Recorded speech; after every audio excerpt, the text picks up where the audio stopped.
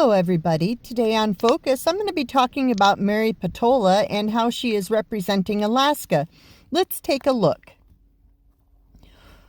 Well, it seems like Mary Peltola is consistently absent, and it's a notable absent.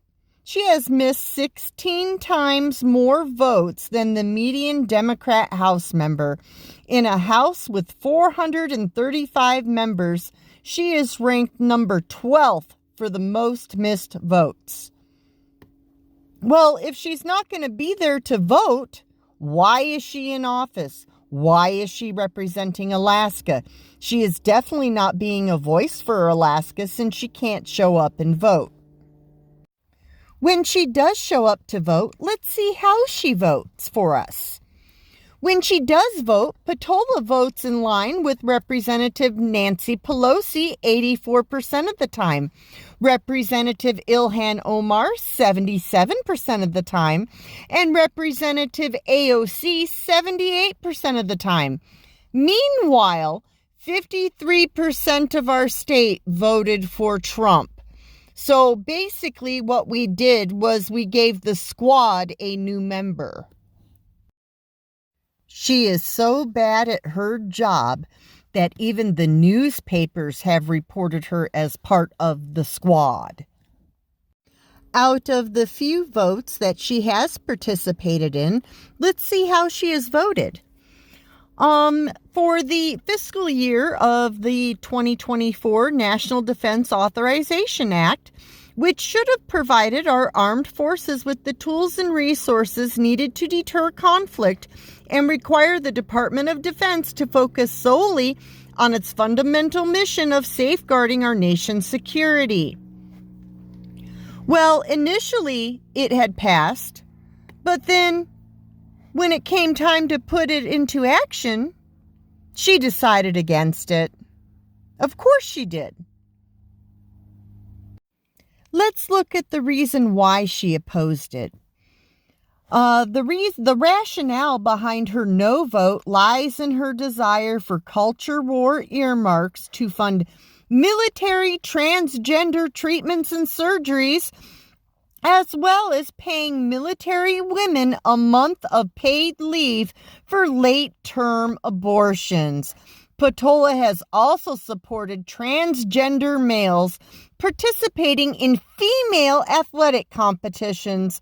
She also voted against the Parental Bill of Rights that guaranteed parents the rights to decide about their children's future.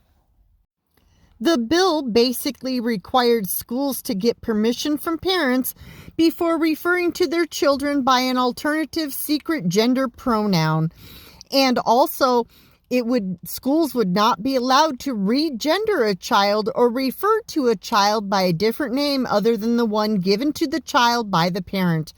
The bill also said that children must use the locker room or bathroom of the gender with which they were conceived and born. In other words, schools that receive federal funding would not be allowed to allow boys who are identifying as girls to use these facilities. Schools would also be required to give parents the reading lists that are being given to the students and be transparent about what books are being offered in classrooms and school libraries. The legislation, which now goes to the Senate, would boost parents' rights to speak out at school board meetings, considering when parents go to these school board meetings and try to bring up these books, they are banned from talking. But she voted against it.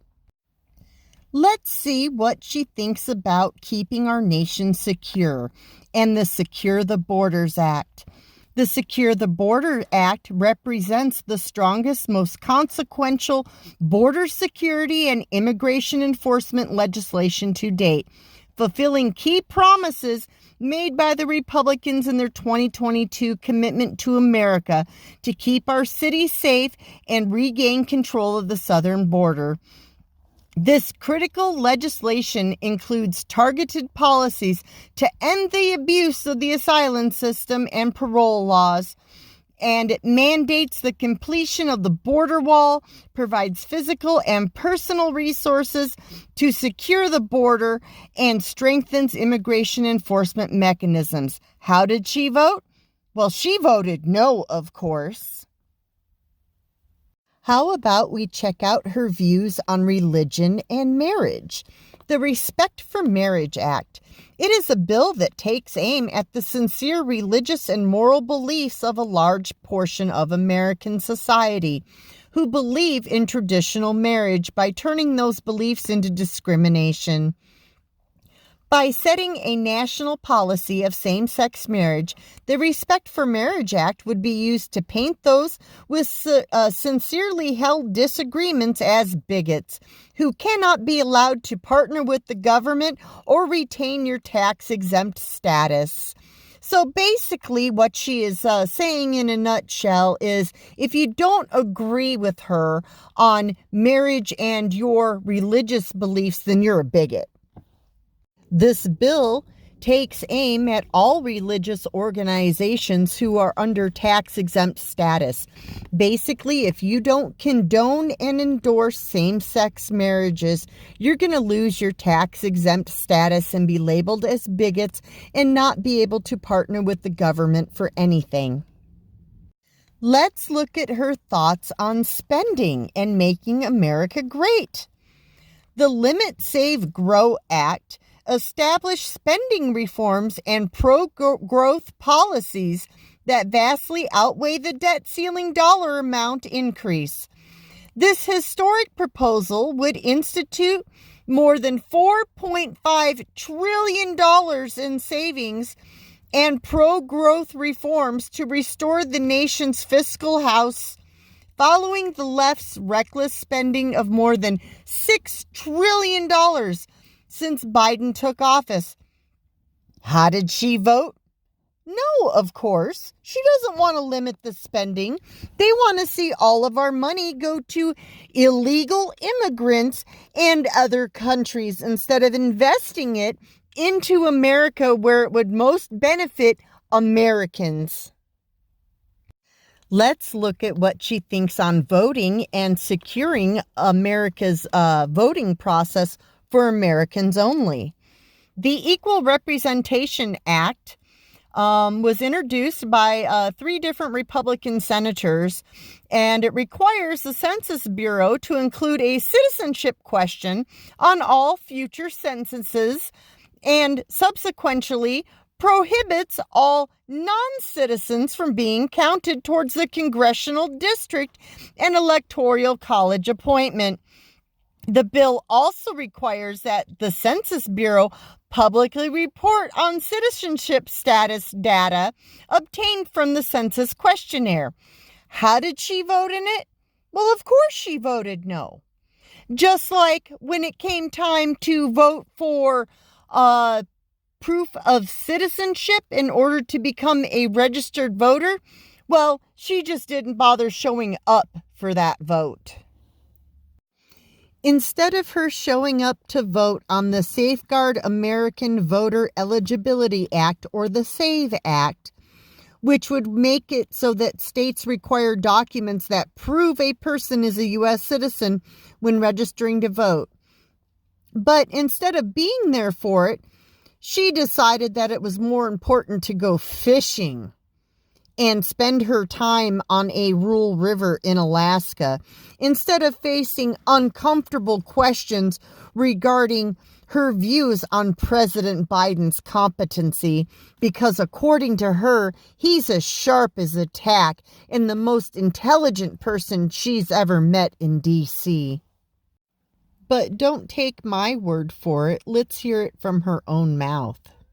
That Joe Biden's mental acuity is very, very on. He's one of the smartest, sharpest people I've met in D.C. I'm a very big supporter of our president. I think that he is a very good leader. I think he has such a long track record of being a good, productive, inclusive leader. No, not a joke. Not a joke. I think it is time for every Alaskan to start holding their representatives accountable, especially Mary Peltola. She can't show up for work. She doesn't show up to vote, and she does not have Alaska's best interests or this nation's security in our best interests. She is in office to take and make money and to promote herself and her own self-worth. She is there trying to get rich, and she's doing it because she's getting paid for not doing a job. She still receives a paycheck regardless of if she votes or not. And being the fact that she does not vote and is absent from D.C. most of the time because she needs to be here in Alaska fishing or out on the river or taking extra time off, she don't need to be in office. We need to vote her out. It is time every Alaskan votes her out of office. Vote for anybody else on the ballot but this woman, because she is a detriment to what it means to be an Alaskan and an American.